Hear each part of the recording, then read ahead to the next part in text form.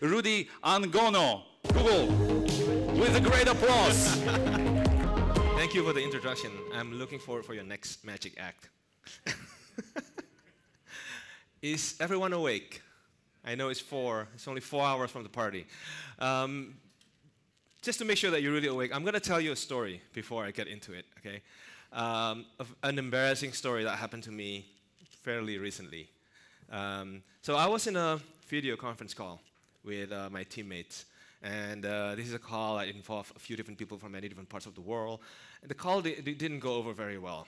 We were talking about our product strategy, and it was kind of contentious. People were just very defensive about their ideas, they're very... and then I had, at that time, my son who was 3 years old, and he was still potty trained. Out of nowhere, he burst into the room. So imagine this is me and on my desk at home, and this is my computer. I'm talking, there's a camera at me, I'm talking. And then he burst into the room, and he climbed up to me, he got very excited, and he said very loudly, well, not too loud, but everyone could hear. He said, "I just made a poo-poo in the toilet." And then and everyone in the call was laughing, and he wasn't wearing pants either. And then he ran out of the room, right? He was so happy of his accomplishment. And I thought, oh, shit, right? This meeting was already not going very well. Now I completely lost it, basically. And, but contrarily, actually, it had the opposite effect. Right after he left, of course, people laugh. But then the mood got so much better. And that little moment of levity, almost like it just brought down the tension significantly. And it made us want to work with each other. And we didn't solve it in that meeting, but at least we got to a place that was better than before. And that's kind of what what I want to talk about today. In a way, it brings back to the talk today, not about the poo or the toilet, but that little human moment, that little moment of levity. I think this is why some of you have been looking at this, right, thinking like, why Butler? Right? It's so old and archaic. It's supposed to be in the digital age. Well, you see why towards the end of the presentation. I mean, I think in the era where we live in this big data and technology and everything, there's that moment of humanity, that levity that sometimes we forget. So, are you all awake with that story about the toilet and poo and all that? Yeah? Okay, good. So, well, I'm going to share with you some of the behavioral insights that my team and I have noticed in the past couple of years, and then also some creative ideas informed by these insights. I want to caveat big time, though. I'm standing here not speaking as a Googler. I'm standing here speaking on the behalf of users. So think of me, I'm just a creative guy sharing with you some of my creative point of views. Okay? So this is some of the first insight that we discover. And the earlier speaker have touched on this before, I think the gentleman from Lenovo. This is basically a very mouthful way of saying that people today expect you to be useful. They expect to be assisted. Right? Their loyalty to you is not because you put your logo on your product, but how useful are you to them? Are you helping them solve their need or their problem? The expectation is defined by the best brand experience that you have sets the next expectation. When Amazon came out with the recommendation engine, now we can argue whether that's good or bad, but the reality is that sets the minimum expectation. Right? Everyone started doing the same thing. This is a quote from one of my old clients, and it's very consistent with the things that Ajit said this morning. Right? His company is a car maker, and he said, "My competition is not other car makers. My competition is all these convenient services like Amazon, Uber, Netflix, you name it. Basically, all these companies, all these products and services that takes the motivation or the incentive for people to go out and drive. Right? If you could stay at home and stream your entertainment, why go to movies? If you could order food and have it delivered, why drive and pick it up? And in the United States, typically, right, a family of 4, you usually have 2 cars, one for the mom, one for the dad. But if you could Uber, if one of them could use Uber or Lyft and then do everything online, basically, then they don't need to buy 2 cars. They only need to buy 1 car. Now think about that. Over a generation, just do the math. It is an existential threat. And that applies across vertical. This is how you look at things right now. Like we are all spoiled. Our expectations are shaped by these convenient, intuitive services that we expect that from everything. Now, and the next thing, since we're here to talk about e-commerce, is this insight that we notice. shopping today is ambient, and the reason for that is because we are constantly receiving stimulus, whether you're not thinking about shopping or not. And we live in this multi-service environment now, right? Just look at your phone or your devices right now. How many tabs do you have open in your browsers? I bet a lot. I bet you have a bunch of apps running in the background, and then all these emails in your draft folders. Like, you are constantly in the middle of something. You are constantly sending or giving information away and receiving at the same time. You are, basically what it means, you are constantly in a discovery mode. So whether or not you like it, you are constantly in that shopping mode, basically. Right? Now combine this insight with the previous insight. This is what you're up against. Like, your users are fairly knowledgeable because of the stimulus that they're getting from everywhere, and then they expect you to be useful at the same time. And then that brings us to this one, the next one, which is like, people are fairly informed already, and when they're into something, they get into it really in depth. We saw a trend about a year and a half ago on YouTube. There was around holiday season, I think, there was an increase in a spike in search or in content consumption around shower curtain. I mean, think about that. What else that you could really learn about shower curtain? But this is what they do. They get into it really in depth.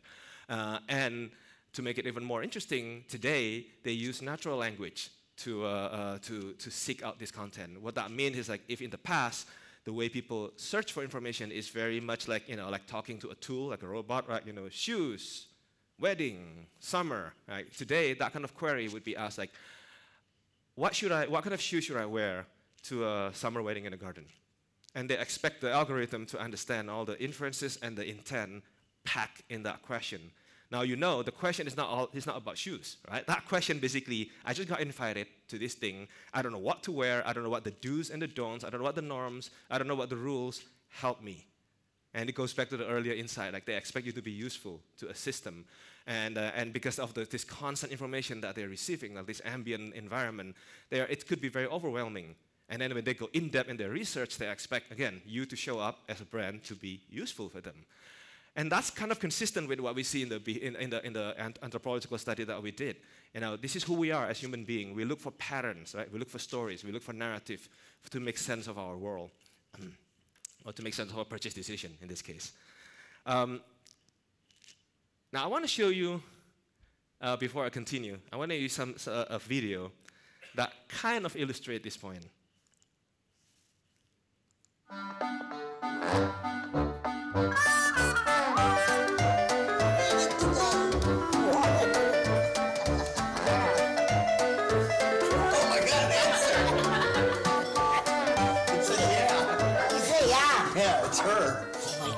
Is a woman? Yeah. I'm glad to meet What you. is this thing? Hello, Gugu. Hey, you're okay. That's something from Google. the Alphabets. You have to say hey, Google, or okay. Hey, Gugu. Okay, Gugu. What's the There you weather? go. Yeah. What's the weather, ask? What the weather? You want to know what is the weather? Tomorrow. Tomorrow. In Flagler Beach tomorrow, there will be showers with a high of 65 and a low of 56. Watch it, man. I'm scared. I'm scared. It's a mystery. Oh my gosh. No. Cuckoo! Hi, Cuckoo! You have to say hey or okay. Hey, okay. Google. Tomorrow in London, it'll be sunny with a high of 41 and a low of 30. The temperature in London. Mom, I asked her to play your favorite song. Play your favorite song. Cuckoo! Cuckoo! Yeah, you're cuckoo, all right. Cuckoo! Play a song for me. Piemontesina bella. You have to say Addio dei giorni passati. You can watch the rest. I mean, you can look up the rest on YouTube. It's very entertaining. Now, the technology doesn't work quite that well, right? It cannot really understand her completely. But look at the interaction, and look at the warmth, the humanity, right? This is where we are at right now with our technology. The contract, the relationship has been rewritten. Could you imagine the same kind of like a warmth and human and this kind of like filled with moment of levity interaction with, let's say, with a mouse and a desktop screen, for example, right? It's like, because the mindset has shifted from a tool to a companion. And combined with all the behavioral insight that we noticed earlier, this is where we're at. People expect their technology, and by extension, the brands who want to play in this technological platform to be useful to them, to be like a butler, right? To be helpful and help them along the way. So, sorry. Here's the implication and the opportunity, and I think some of the speakers earlier have touched on this as well. You know, like somebody mentioned about the friction, and then how you can, if you identify friction, there's an opportunity. Same thing here. Truly understand your user's journey. And then identify areas in that journey where you, as a brand or as a merchant or e-commerce or whatever, right, where you can show up and decide what role you want to play when you show up. How useful are you going to be at that moment? You can't be for everything and for everyone at the same time. You have to have a strategy. You have to have a clear brand strategy of what you are, why you exist, and then this is what you're going to do. And then you look at the channels out there. It could be advertising still, right? You could still show up as an ad. But if you know this, if you apply this butler mindset, then your advertising would be more useful. It will be contextual and relevant. It will help the users solve their needs. Because people, it's not like they hate advertising. That's one of the quotes that we got. We did an ethnographic study with a bunch of different user tribes. And consistently across the board, about 88% of the time, they say, it's not that I hate advertising, just that a lot of the time they just show up out of nowhere and it's trying to monetize my eyeballs. Right? My attention is being hijacked and it feels like a tax. So, let's get to the fun part, right? All this approach, like what does that look like? All right, so I'm going to show you some of the creative ideas that came out of this, or some of the creative provocation, and let's see. Let's start with data as our ingredient, of course. Right? So here in this case, I picked Valentine's Day as a tentpole. It just happened recently, and it's the easiest one.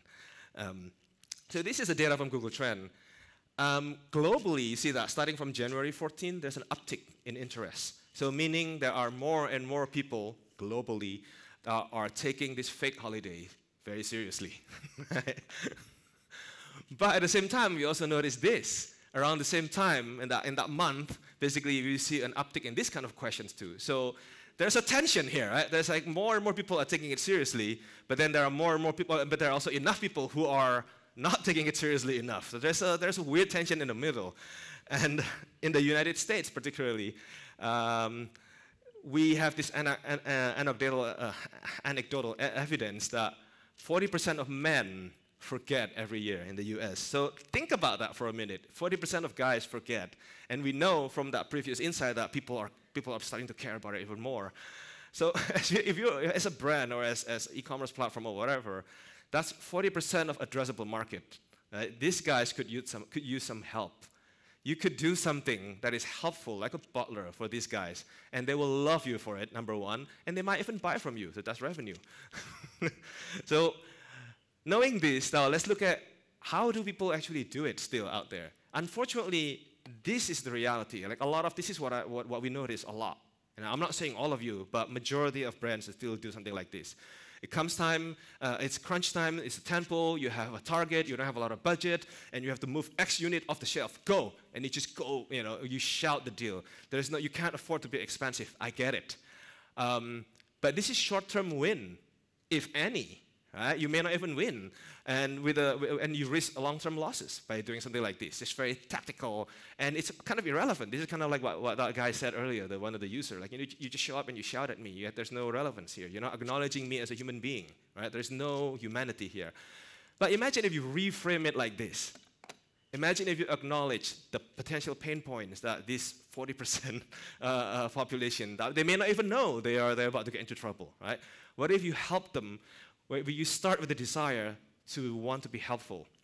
Now if you know this thing, and you start like a butler. It's like, hey, may I remind you that this thing is happening, and if you're not planning something, you might get into trouble, basically. It's doing the same thing. It's still offering a deal, right? It's still very tactical. It's still a performance ad, basically. But you frame it as not as like a discount, but as I'm here to help you. This is relevant in a lot of ways. And I don't even need to, I mean, look at it. All I need is that one data point. 40% of men forget. I don't need big data. I don't need AI. I don't need your personal data. I just need that one data point and then apply a lot of creativity and just common sense, basically, right, on top of that. And let's say if this person actually goes to your e-commerce site, he's interested. Now, depending whatever the product it is that you're selling, right, if they say you're pushing for that model because you need to move that thing off the shelf, then you could help these guys even more. You could say, well, this thing here, it's trending in London, Paris, Tokyo, whatever. I mean, you could find that data to back that up, right, to help it. That little bit of knowledge may seem like nothing, but it gives context.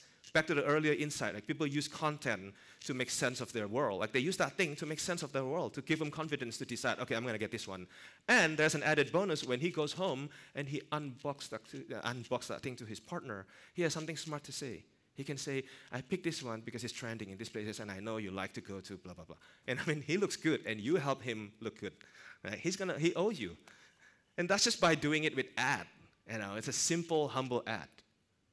And then you could apply all kinds of cool technology on top of this if you want to, but at the core of it is just be human.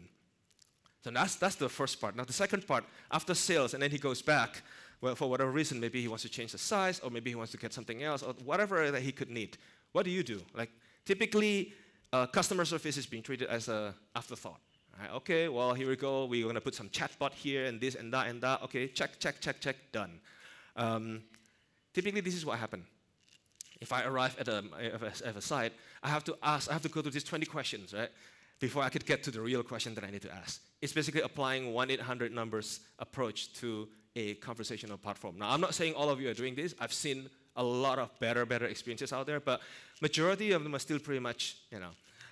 Suppose if you do it correctly, if you understand your users, and if you frame your offering as like as being useful, and you're being transparent with your users, like, look, you bought something from us, we're going to collect your data, but not to spam you, not to send you newsletters and deals and offers and all that, but to serve you better. If you're being transparent about that, you could do something like this, right? When this user comes back, you can just greet him right away. Oh, hi, Rudi, I know who you are. I know I've got your number, I got your info, I recognize you. And you could acknowledge you bought something from us the last time. Did your partner like it? Just by doing that, you create this human moment, just like my kid when he ran to the room. That moment of levity, basically. I may have a big complaint to give you, but this disarms the whole thing. Right? It takes the sting out of it. You create this moment of humanity that, okay, I'm not just a data point for you. You acknowledge me as a person. And this relationship will be ongoing forever. Well, maybe not forever, but basically you help bring that. You help build that brand affinity using customer service as a marketing channel. So what's the takeaway here? Pretty basic, right? Talk to people, understand your users, truly understand your users. Talk to friends and family. Back that up with your focus group. Get into it, and then show empathy. Like you yourself, all of us, myself included, we're all users too.